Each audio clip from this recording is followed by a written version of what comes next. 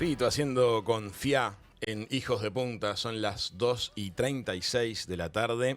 Estamos encantados de hacer esta nota. Vamos a conocer a Cándido Bogliacchino. Recuerdan que hace unas semanas atrás estuvimos hablando acerca de lengua de señas en nuestro país. Eso trajo mucha repercusión. Nos alegró mucho la repercusión que tuvo. Cándido es lo que se denomina una persona coda. Él es oyente, pero es hijo de personas sordas. Y eso, obviamente, tenemos mucho para conversar. Queremos conocer esa historia personal y de la mano de eso también conocer lo que hace el Centro de Investigación y Desarrollo para la Persona Sorda que él dirige. Cándido, bienvenido a Hijos de Punta. ¿Estás por allí? Sí, acá estoy. Gracias por la invitación. Un gusto compartir un rato con ustedes. Y bueno, Bienvenido. correcto. Gracias, muy amable. Es correcto, digamos, iniciando en el orden inverso al que mencionaste, ¿no? A ver. Si estoy vinculado con una institución de la comunidad sorda es justamente porque Tu historia de soy vida es hijo. la que es, claro. ¿Eh? Tu historia de vida es la que es, y eso es lo que te lleva. Claro, de Claro. otro modo, quién sabe si estaría vinculado a esta institución. Pero sí, mi padre y mi madre eran personas sordas. Este, eh, ya de entrada tenemos que comenzar a aclarar que cuando hablamos de lengua de señas y cuando yo me estoy refiriendo a personas sordas en este caso, estamos hablando de personas sordas profundas, ¿sí? Usuarias de la lengua de señas. ¿tá? Para quienes la lengua de señas es su lengua natural, tal como lo define la ley 17378, en razón de que existen diversos tipos de personas sordas, personas aquejadas por dificultades auditivas o anacusia directamente, que es no oír. ¿ah? Vamos a entrar justamente por ese lado, Cándido.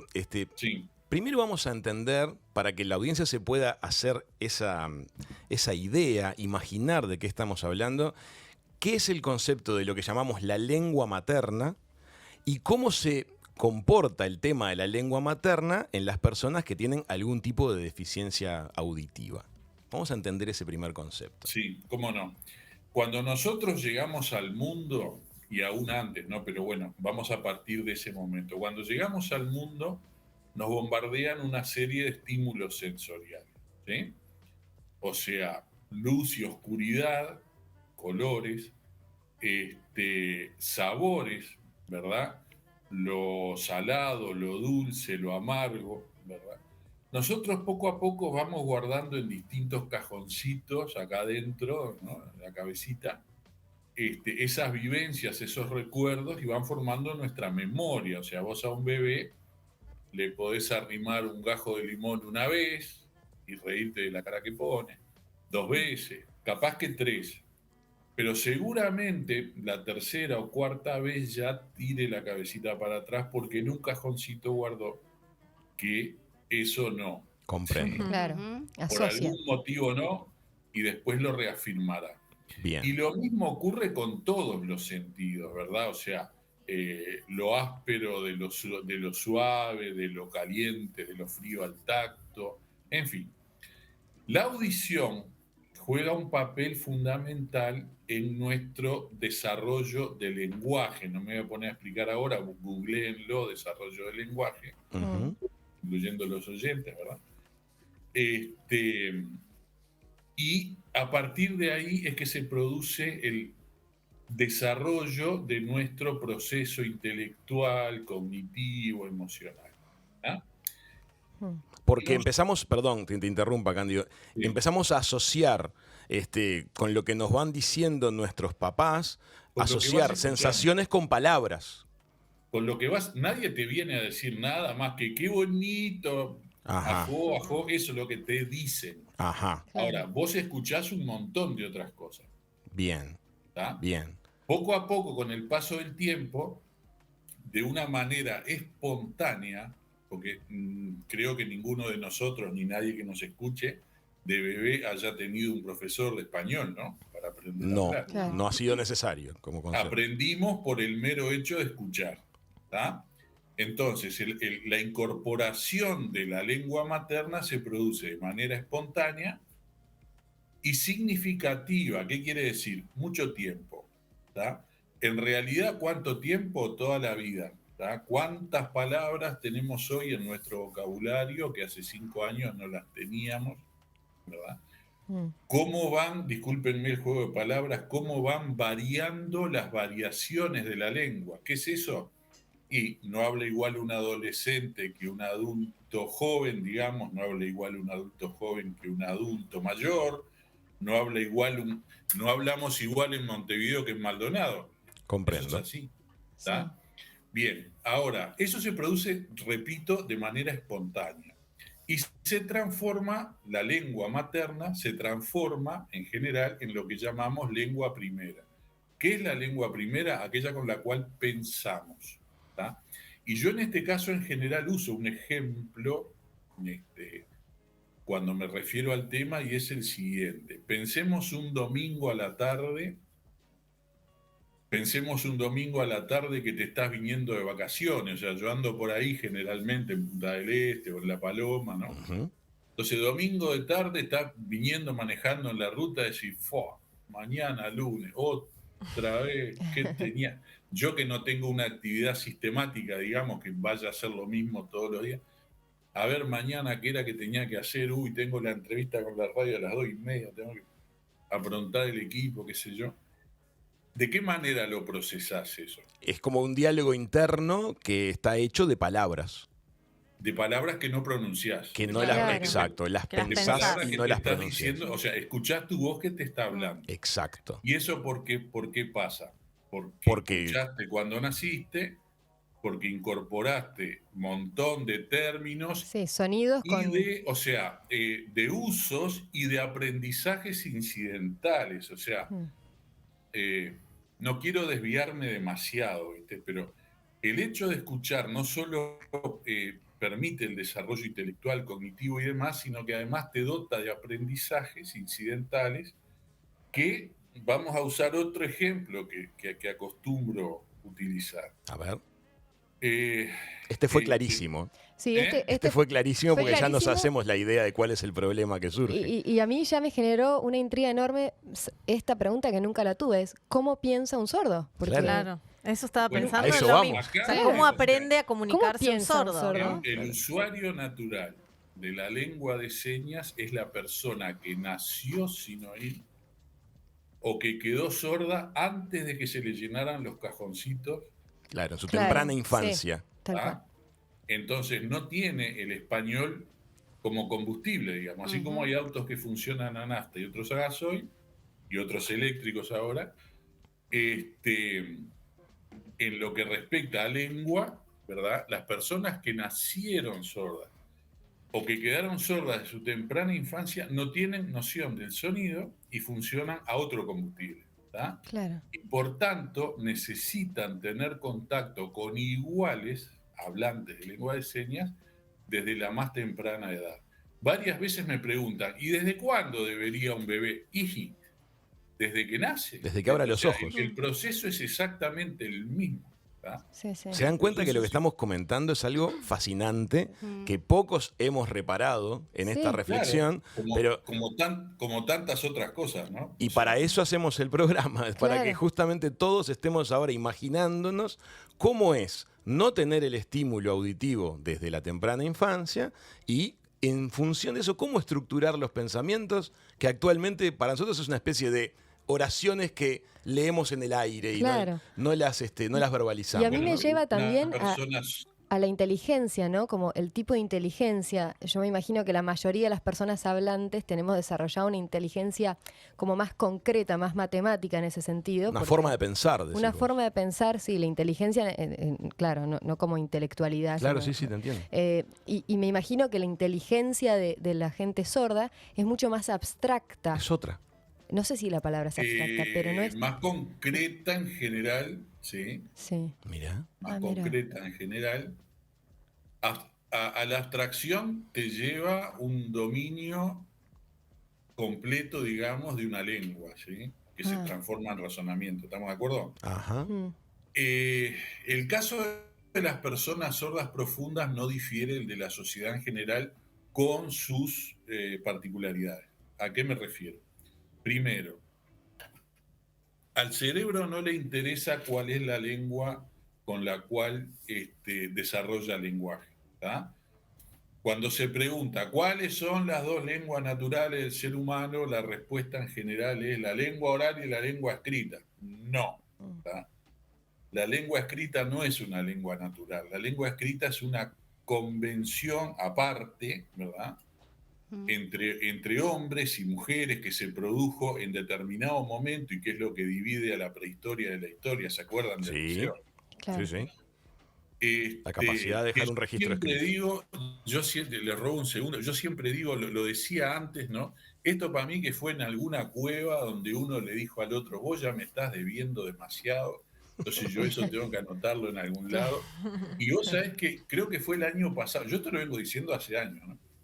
El año pasado alguien confirmó esa teoría mía, o sea, alguien analizando esas tablas de arcilla de los fenicios, aventuró una hipótesis de que se trataba de números, o sea, era verdad lo del loco en una cueva que le dijo al otro, vos ya me debés mucho. Eran adeudos. Claro. Pero las dos lenguas naturales son la lengua oral y la lengua de señas. El cerebro puede procesarlas de igual manera, distintas. Y en lo que refiere al desarrollo que preguntabas tú, o sea, el desarrollo intelectual, depende mucho de si tiene acceso a la lengua de señas en el momento oportuno. O sea, tiene que haber un abordaje completo y oportuno, donde juega un rol fundamental la familia. La familia juega un rol fundamental en el crecimiento, por así, en la crianza, ¿no? De cualquier niño o niña. Pero en este caso en particular, si no se toma en cuenta esa distinción, probablemente el único momento en el cual un bebé sordo estuvo en igualdad absoluta de condiciones que un bebé oyente fue en la nursería del sanatorio del hospital. O sea, ahí donde están los bebés en una cunita y todo atrás de un vidrio babeando, ¿no? Bueno, Cándido. Ese es el único momento en que estuvieron iguales. Desde el momento en que salen de ahí ya empieza la diferencia. Empiezan las diferencias. Sí. Sobre eso tengo una consulta que creo que es curiosidad de varias personas por lo que estoy viendo en los mensajes. Una vez que un niño que no escucha, que es sordo, adquiere el manejo del lenguaje de señas, ¿se puede establecer un puente entre señas y palabras escritas? Sí, claro. La pregunta es, ¿el sordo lee con fluidez? Bueno, o sea, si es posible, sí, por supuesto. O sea, las escuelas para niños y niñas sordos trabajan hoy en un modelo bilingüe bicultural que opera de la manera que acabas de decir. Asociando gestos con palabras escritas. Comenzando con la lengua de señas para desarrollar lenguaje e intelecto. Ajá.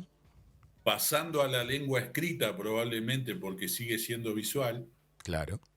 Y después sí poder llegar al español hablado, en el caso nuestro, de Uruguay, digo, porque es nuestra lengua de la mayoría. Sí, entiendo. Claro. Sí. Y repito lo que había arrancado a decir.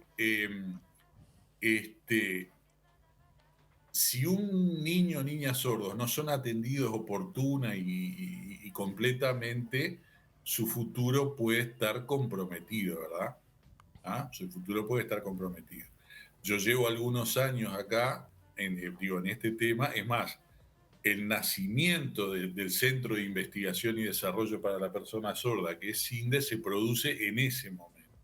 Cuando las autoridades educativas resuelven o se dan cuenta de la necesidad de modificar el modelo educativo a fines de los 80 y nos convocan de manera abierta y yo creo que inteligente, no porque nosotros seamos demasiado inteligentes, quiero decir, pero sí por lo menos tenemos la experiencia.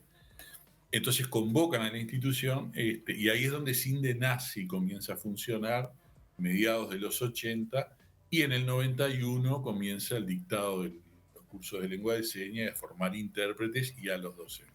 Cándido. Pero volviendo al tema, sí.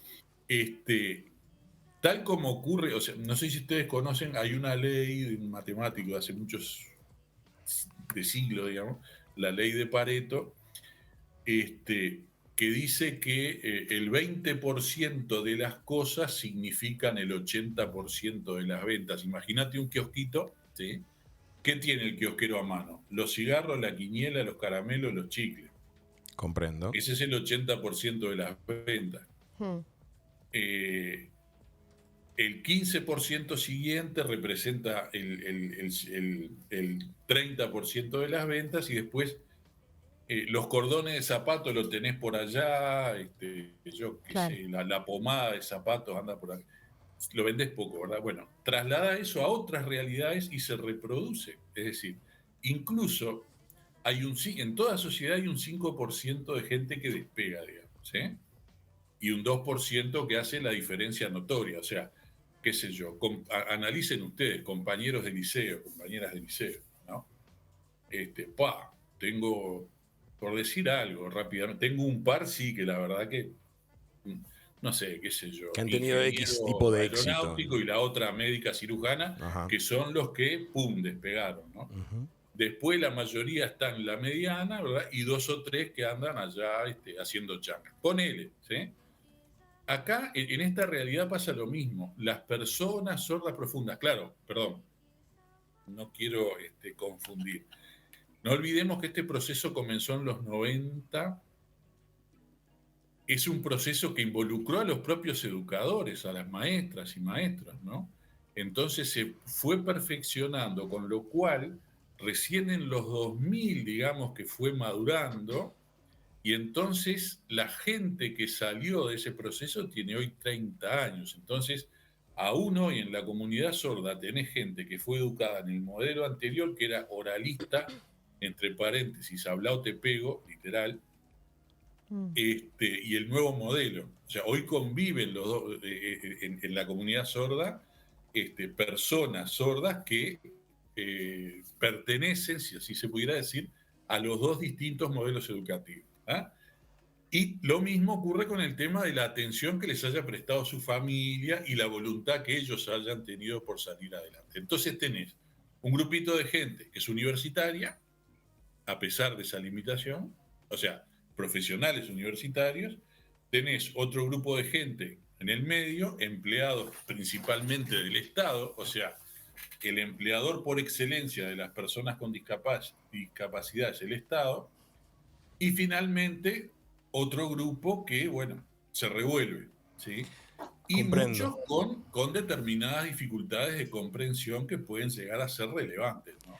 Cándido, una persona que se educó con el sistema, digamos, actual, que comprende la palabra escrita y el lenguaje de señas, ¿llega a comprender conceptos, por ejemplo, como una metáfora, como una rima, como una poesía? Eso les resulta particularmente difícil. O sea,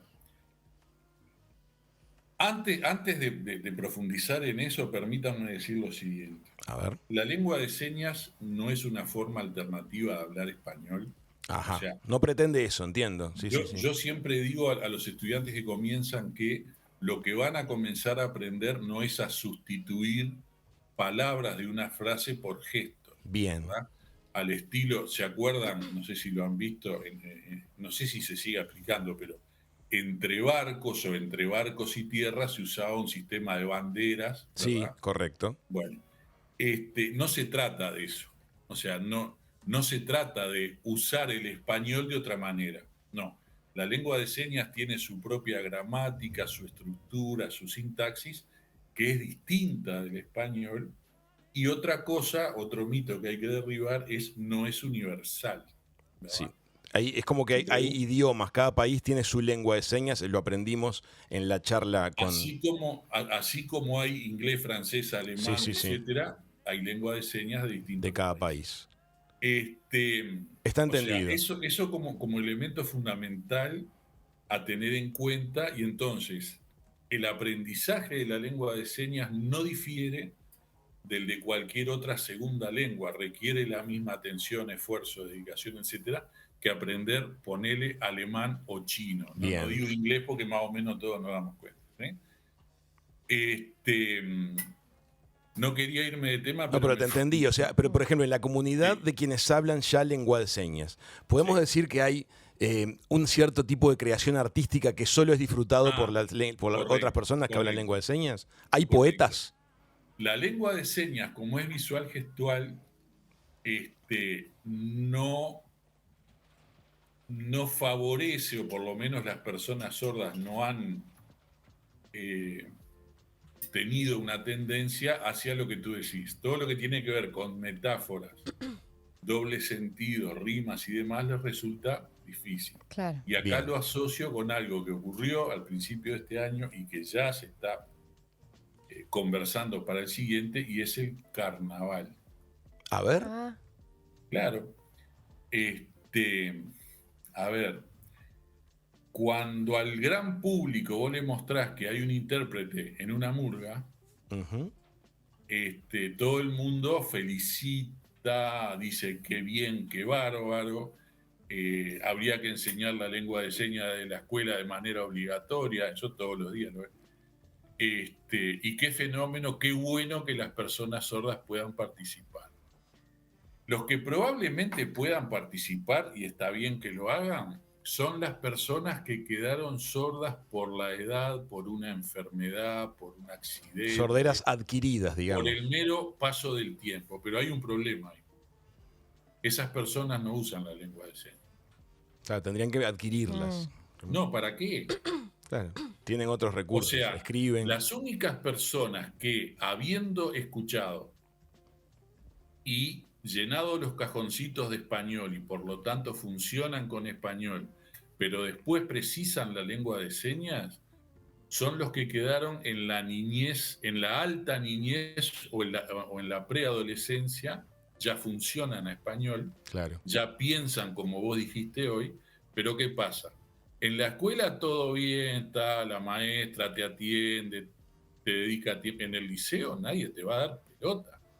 Comprendo. Tenés un docente cada 40 minutos y revolvete porque son 40 estudiantes capaz y el docente no puede retrasarse a ver si vos entendiste o no. Cándido, ¿cómo fue tu experiencia? ¿Cómo tus papás llenaron tus cajoncitos? Claro. Bueno, lo que ocurre es lo siguiente, yo soy un caso, o sea, tenés, así como dije que había distintas situaciones, en el caso nuestro también. O sea, por mi edad,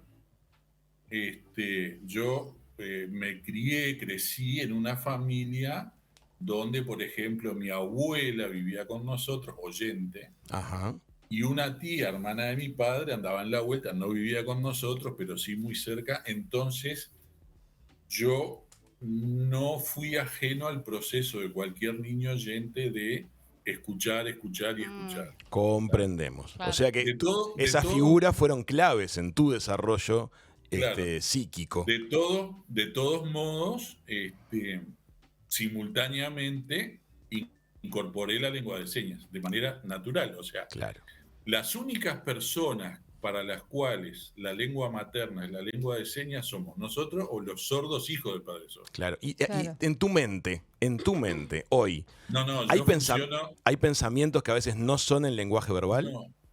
No.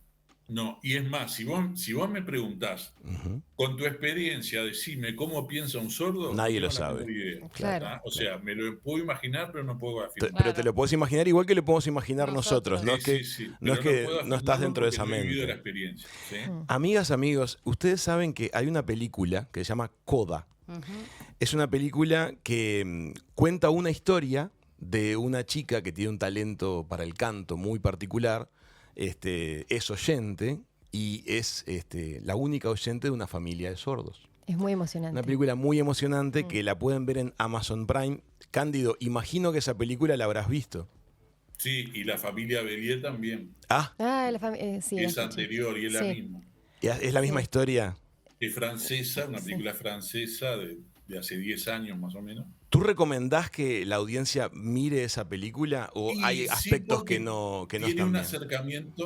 Tiene un acercamiento a la vivencia. O sea, yo decía hoy, yo no pasé por la experiencia de no tener el otro estímulo, cercano claro. del español. Claro. Sí hay hijos e hijas de padres sordos, de matrimonio de personas sordas que no tenían a nadie a tiro de manera estable y por lo tanto han tenido que pasar por situaciones de complicaciones en su incorporación del español. Finalmente lo tienen, ¿sí? Finalmente lo incorporan, pero ahí se produce un delay, digamos, ¿no? Claro. Y después Hay hay un elemento no menor, porque no se trata solo del pensamiento, del no pensamiento, y es el siguiente. Primero, la comprensión que la persona sorda profunda que dijimos hoy, ¿no? Sí. Tiene con respecto al que oye, que muchas veces ocurre que dice, bueno, pero si vos oís sabes de todo, y eso va desde que sos chico hasta que sos grande. No, un niño de 5 años no. ¿Entendés? Y el hecho de que nosotros en estos 30 y algo de años hemos trabajado, se han hecho muchos talleres y demás, promovido que no lo hagan, y es usar a los hijos de intérpretes empíricos. O sea, el nombre de nosotros que usamos la lengua de señas de modo natural somos intérpretes empíricos. Claro. Después está el profesional, que es una carrera a nivel terciario. ¿Sí? Ese es un tema que se toca en la película, muy importante, ¿no? Claro, claro. Tenés que actuar en situaciones y ver cosas que no se corresponden con tu edad. Claro. Cándido. Pasa mucho con la niña que acompaña a la mamá al ginecólogo, Sí. cuando todavía, claro, Sí, es buenísima esa no tiene la escena. menor idea, ¿no? Bueno, digo, CODA eso significa Child of Deaf Adults, que es sí, esa es la traducción directa del inglés. Del inglés, exacto. Hijo de adultos sordos. Sí. Bueno, te quiero decir lo siguiente, Cándido. La verdad que conversar contigo es, por un lado, enriquecedor, también emociona. Te queremos agradecer mucho la charla. Le queremos pedir a la gente que le dedique un minuto a visitar www.cinde.edu.uy para enterarse de todas las actividades que permanentemente lleva adelante el Centro de Investigación y Desarrollo para la Persona Sorda. Hay que recordar lo que aprendimos en la charla anterior, que la cantidad de personas sordas o hipoacusias de Uruguay ronda las 30.000 personas. Sí, es un número. Es un número muy significativo que no está desalineado de lo que son los estándares mundiales, pero es una realidad, son un montón de gente y tenemos que tener esa sensibilidad y ponernos en los zapatos para poder hacer las cosas mejor en lo que nos corresponde. Exacto. Así si fueran 5 también, sí, pero 30.000 es un gran número. Absolutamente de acuerdo. Cándido, muchísimas gracias por el contacto de hoy. Fue una charla muy, muy rica la que nos diste.